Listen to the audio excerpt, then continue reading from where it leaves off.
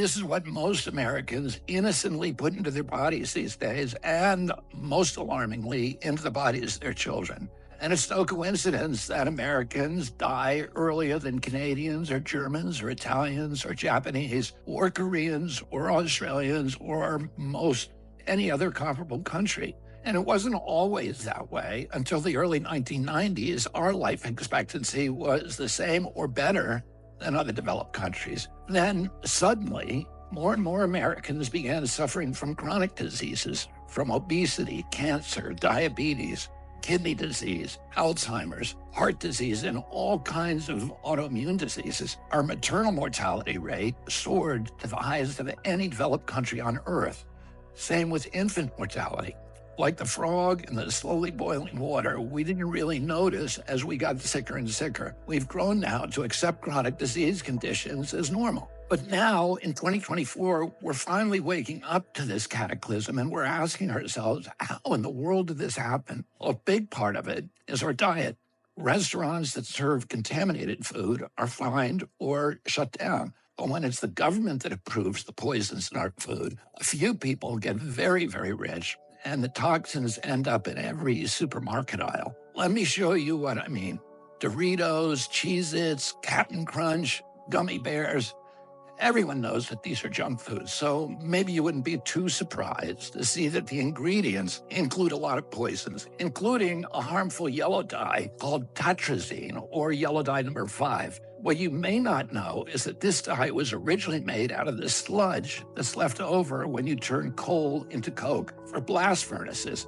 It's called coal tar, and I've actually sued many big industries for legacy contamination of coal tar all around the country because it's so toxic and it's so harmful to the environment and human beings. A century ago, it was just an obnoxious industrial byproduct that everybody was trying to figure out ways to get rid of. One of the ways that they did that was by paving roads. But then a British chemist figured out that the coal tar could be used to derive fabric dye.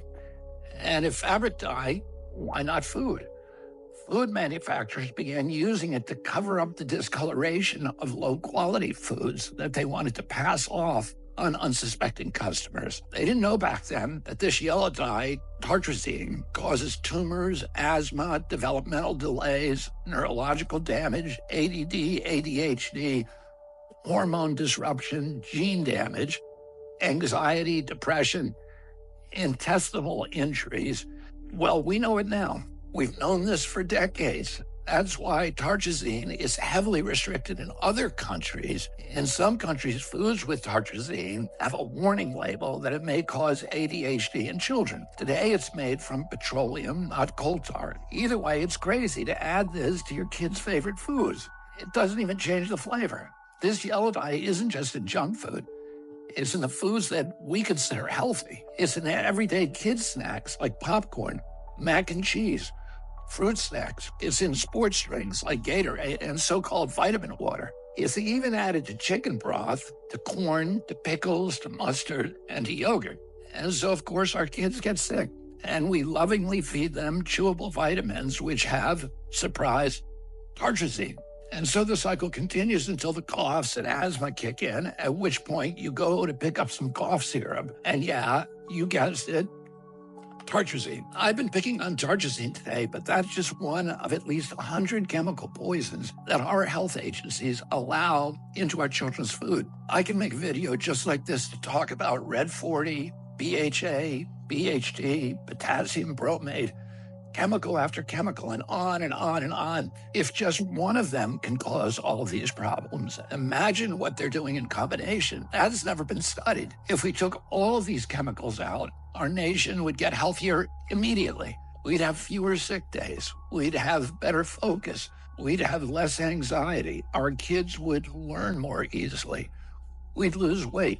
We'd have more energy. We'd have fewer tumors and longer lives. It's not all dark. Over the past 16 years, the government has banned 8 chemical additives that cause cancer, genetic damage, asthma, and many of the other self-conditions as tartrazine does. And you know what's interesting? All 8 of those crucial steps forward in our kids' health were taken under President Trump. But the Democrats who claim to be all about healthcare have stood by watching other countries ban these poisons and make our kids sick, asthmatic, hyperactive, and depressed. They left them on every supermarket shelf in America. They even used your tax money to put them in your kids' school lunch. So their big food and their big ag donors probably gave them all that golden handshake and the big money hug. And their big pharma donors probably called them up and thanked them also, because now they're going to make billions selling Adderall, Prozac, and rescue inhalers. Enough is enough. President Trump and I are going to stop